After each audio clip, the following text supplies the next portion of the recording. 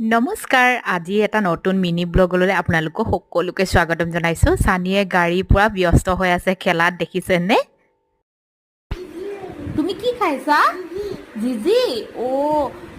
তোমাক পাপাই খুৱাই দিলে ও আৰু আপা ক'ত গ'ল